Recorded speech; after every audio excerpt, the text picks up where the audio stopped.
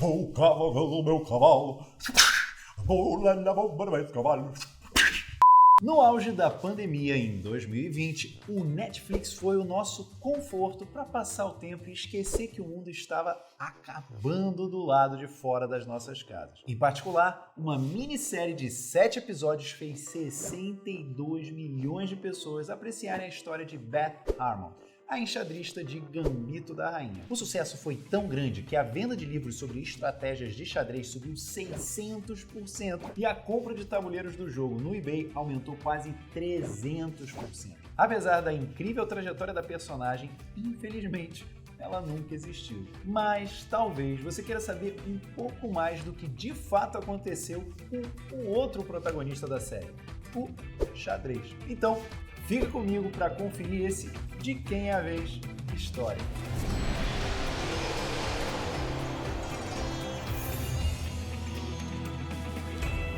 Me ajuda a dar um checkmate nesse algoritmo do YouTube, já larga o dedo no gostei e no sininho. Se não for inscrito e tiver afim, claro, pode se inscrever, que eu também vou adorar. O meu tabuleiro de xadrez foi dado a mim pela minha excelentíssima e querida mamãe. E é o que eu mantenho na minha coleção até hoje. Ele é simples e não tem nenhuma firula elaborada. Na verdade, as firulas elaboradas são justamente as infinitas estratégias que a gente pode pensar a cada nova jogada de cada nova partida. O xadrez cresceu muito durante a pandemia, com milhares de pessoas jogando online, inclusive transmitindo partidas na Twitch, que eu não sei se você sabe, mas a gente tem um canal por lá. Só que antes da gente falar dos dias atuais, vamos embora voltar lá atrás, cerca de 1500 anos antes. A história por trás da origem do xadrez é um pouco obscura e incerta, mas parece haver uma certa convergência sobre o fato de que ele foi um derivado do jogo chamado Chaturanga, ou Catur para os íntimos. Esse jogo, identificado no norte da Índia, data do ano 500 a 600 depois de Cristo, mas a verdade é que foram encontrados remanescentes arqueológicos do ano 2000 a 3000 antes de Cristo, que lembram bastante peças de xadrez na cidade, no caso de Lothal, numa região que fica onde hoje é a Índia. As regras exatas do Chaturanga são desconhecidas, mas os historiadores do xadrez supõem que o jogo tinha regras semelhantes às do seu sucessor, o Shatranj. A palavra Chaturanga é sânscrito e significa uma formação de batalha mencionada no épico indiano Mahabharata e se traduz como 4 divisões, indicadas por infantaria, cavalaria, elefantaria e carruagem. Essas peças são representadas pelo que evoluíram para os modernos peão, cavalo, bispo e torre, respectivamente, que é a linha de peças que ficam atrás dos peões, além, claro, do rei e da rainha. O que faz o Chaturanga ser considerado o precursor do xadrez moderno são 2 características principais encontradas em todas as variantes de xadrez posteriores. Primeiro, a gente tem as peças com visuais diferentes que tinham poderes diferentes, ao contrário do jogo de damas e Go.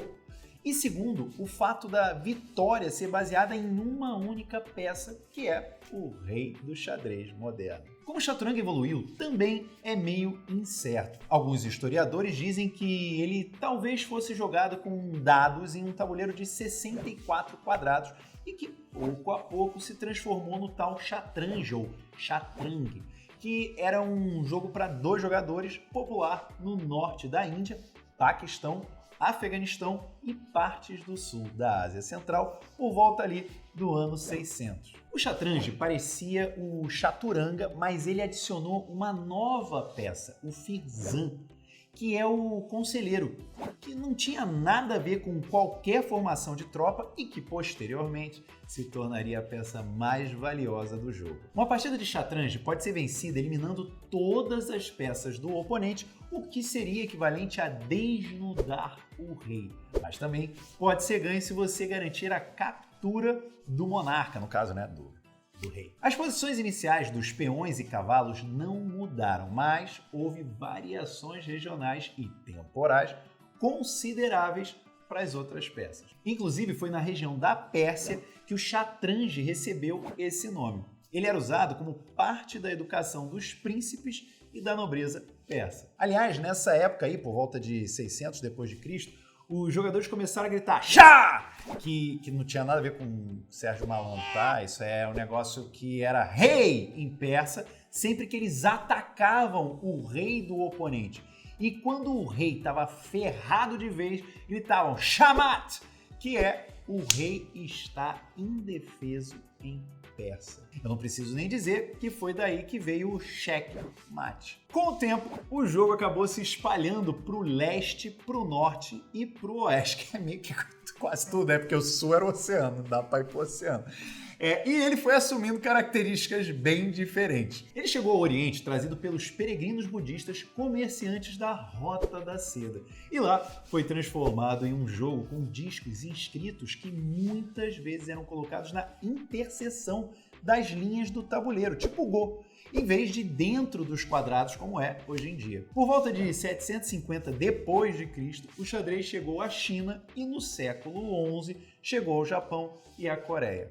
O xadrez chinês, que é a versão mais popular do jogo oriental, tem uma fronteira que é o rio entre a quinta e a sexta fileiras, que limita o acesso ao campo inimigo e torna o jogo mais lento que o seu primo ocidental. Uma espécie de chaturanga ou chatrange chegou à Europa por meio da Pérsia, do Império Bizantino e talvez o mais importante de tudo, do Império Árabe em expansão. A jogatina de xadrez mais antiga registrada foi encontrada em um manuscrito do século X e foi jogada entre um historiador de Bagdá, considerado o favorito de 3 califas sucessivos, sim, ele era muito querido ali, e o seu aluno. Por outro lado, foram os muçulmanos que trouxeram o xadrez para o norte da África, Sicília e Espanha no século X. Os eslavos orientais aproveitaram e espalharam o nosso querido jogo para a região da Rússia mais ou menos na mesma época e os vikings levaram o jogo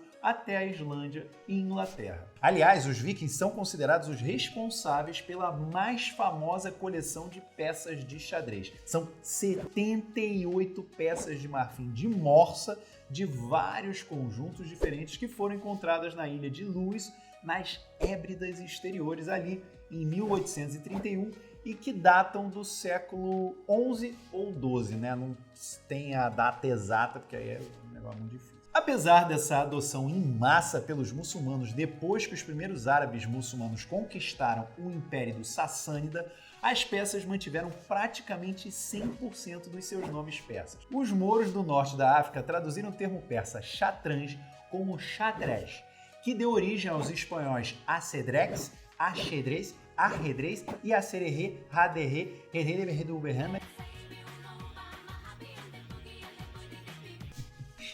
português, por sua vez, o nome ficou xadrez mesmo, como você já devia desconfiar. Foi por conta disso que o xadrez passou a ser chamado em boa parte da Europa como uma variação desse termo persa. Aliás, por isso também é que esse jogo ficou conhecido como o Jogo dos Reis. Um grande problema enfrentado por jogos de xadrez e jogos com dados é que, de tempos em tempos, eles eram proibidos por reis e líderes religiosos. O rei Luís IX, por exemplo, proibiu o jogo na França em 1254. Mas, ainda assim, a popularidade do xadrez foi ajudada por seu prestígio social. Isso porque um jogo de xadrez era frequentemente associado à riqueza, conhecimento e poder. Ele, inclusive, foi o favorito de diversos reis, incluindo Ivan o Terrível. Tudo isso fez ele ser ainda mais consagrado como um jogo da realeza já no século XV, apesar da série de proibições pregressas e sanções da Igreja Cristã. Se você quiser dar uma moral para o nosso Instagram e garantir o nosso arrasta para cima, segue a gente lá porque tem vários conteúdos exclusivos. Eu sei que agora já é botão, mas eu vou falar arrasta para cima porque é uma questão de honra a gente ganhar, como se eu tivesse falado na época que ainda era arrasta para cima, que tá demorando muito para isso virar. Faltou, sei lá, 600 pessoas, 600 seguidores só, gente. Enfim, a forma atual do jogo de xadrez já estava presente ali por volta da Idade Média. As regras modernas e a aparência das peças evoluíram bem devagar, tendo uma variação muito grande de região para região. Por volta de 1300, por exemplo, o peão tinha acabado de adquirir a habilidade de mover 2 casas em seu primeiro turno, em vez de apenas uma de cada vez, como acontecia no Chatranj. Mas essa regra não teve aceitação geral na Europa por mais de 300 anos. Imagina se a gente fica preocupado com uma lei não pegar. Os caras fizeram a regra do peão, levou 300 anos para o peão começar a andar mais para frente. O Brasil vai ser um país do passado mesmo. Mas enfim, o xadrez teve o seu maior progresso depois de 2 mudanças cruciais nas regras, que se tornaram populares depois de 1475. Até então, o conselheiro ficava limitado a se mover apenas um quadrado na diagonal de cada vez. Só que, se um peão atingisse a 8ª linha, ele poderia se tornar um conselheiro, mas apenas isso, só o conselheiro. Por causa disso, a promoção do peão era um benefício relativamente pequeno no decorrer do jogo. Mas com as regras novas, o conselheiro passou por uma mudança de sexo e ganhou uma mobilidade muito maior, se tornando a peça mais poderosa do tabuleiro, a rainha moderna ou a dama. Isso, somado ao aumento do valor da promoção do peão, trouxe um novo elemento dinâmico ao xadrez. Além disso, a peça chamada elefante no chaturanga, que era limitada a um salto diagonal de 2 quadrados em Chatranj, tornou-se o bispo e passou a ter um alcance bem maior do que 2 quadrados. Até o surgimento dessas mudanças, um checkmate era algo relativamente raro e normalmente um jogo era decidido desnudando o rei, algo bem trabalhoso. Mas com os novos poderes da rainha e do bispo, a guerra de trincheiras do xadrez medieval foi substituída por um jogo em que o checkmate podia ser dado em apenas 2 movimentos. As 2 últimas grandes mudanças nas regras, que foram o roque e a captura en passant, demoraram mais para serem aceitas. Ambas as regras eram conhecidas no século XV, mas tinham uso limitado até o século XVIII. Algumas poucas variações em outras regras continuaram até o fim do século XIX, mas elas não foram aceitas em várias partes da Europa, como a que dizia que não era possível promover um peão à rainha se o jogador ainda tivesse a rainha original. Em relação à aparência das peças, teve de tudo, indo do simples ao ultra ornamentado, e isso data desde os tempos do Chaturanga. O desenho mais simples das peças de 600 depois de Cristo gradualmente foi evoluindo para conjuntos com figuras de animais, guerreiros e nobres. Mas os conjuntos muçulmanos dos séculos 9 a 12 muitas vezes não representavam nada específico e eram feitos de argila simples ou pedra esculpida, até por conta da proibição islâmica de imagens de criaturas vivas. O retorno para as peças mais simbólicas, abstratas e simples do Chatranj teoricamente teria estimulado a popularidade do jogo, tornando os conjuntos de peças mais fáceis de fazer. Por outro lado, os conjuntos estilizados, muitas vezes adornados com pedras preciosas e semi-preciosas, voltaram à moda quando o xadrez bombou na Europa e na Rússia. Os tabuleiros de jogo, de maneira geral, tinham quadrados monocromáticos no mundo muçulmano, mas pouco a pouco eles começaram a ter quadrados alternados em preto e branco ou vermelho e branco, por volta ali do ano 1000 depois de Cristo, no caso. Esses exemplares muitas vezes eram feitos de madeira de altíssima qualidade ou mármore. Especificamente com relação às peças, o rei se tornou a maior delas, realmente em termos de altura, e adquiriu uma coroa. E às vezes vinha até com um troninho e uma massa mais elaborada e tal, blá, blá. O paralelo do cavaleiro com o cavalo vem desde a época do Chaturanga. Já o peão, por ser a peça menos poderosa e ter menos status social, desde sempre foi representada como a menor e mais simples das peças. Por outro lado, a rainha foi crescendo de tamanho depois de 1475, quando os seus poderes aumentaram e ela mudou de conselheiro para consorte do rei. O bispo já teve uma penca de nomes diferentes. Foi o tolo, em francês, elefante, em russo, por exemplo, e só foi ganhar aquela faixa na cabeça conhecida como mitra no século XIX. O padrão das peças que a gente conhece hoje foi estabelecido por volta de 1835 com um design simples, feito por um inglês chamado Nathaniel Cook. Depois de ser patenteado em 1849, o design foi endossado por Howard Stoughton, que na época era o melhor jogador do mundo. Por conta da ampla promoção de Staunton, acabou que esse passou a ser conhecido como o padrão de Staunton. Só os conjuntos baseados no design de Staunton são permitidos em competições internacionais até os dias de hoje. No século XIX, uma nova mudança aconteceu na história do xadrez com a chegada do xadrez competitivo. Foi ali que começou o embrião do xadrez como esporte.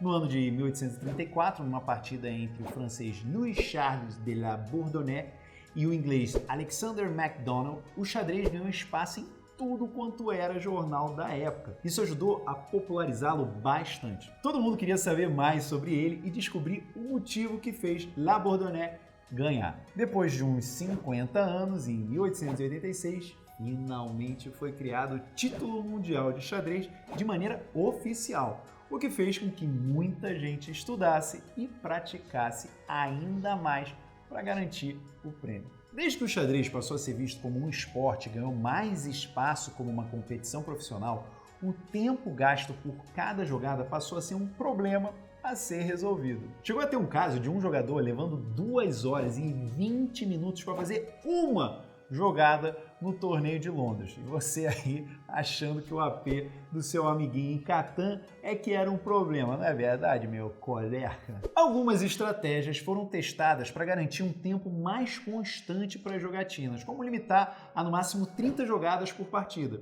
Mas em 1861 começaram a adotar uma ampulheta, sendo depois substituída por um pêndulo que era usado para medir o tempo de cada participante, com punições para quem passasse do limite de tempo pré-estabelecido.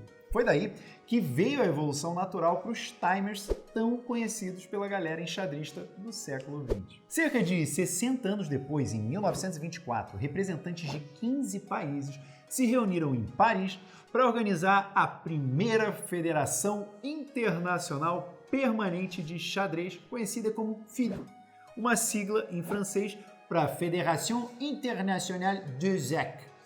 Foi África. Fiz o francês aqui, não aprendi na escola. Mas enfim, foi a FIDE que criou todo um sistema novo de torneios e partidas de qualificação. Ela foi criada bem no meio do período de 1880 a 1950, que foi a época conhecida como Era Romântica do xadrez. Olha só que coisa fofa. Em que as jogatinas eram todas na base de táticas, sacrifícios e jogadas bem dinâmicas. Logo depois do período romântico, veio a Guerra Fria. Porque é isso, né? O romance passa e as coisas esfriam. Normal, acontece. Para quem não se lembra, essa foi uma época em que os Estados Unidos e a União Soviética estavam tentando mostrar quem tinha o pau.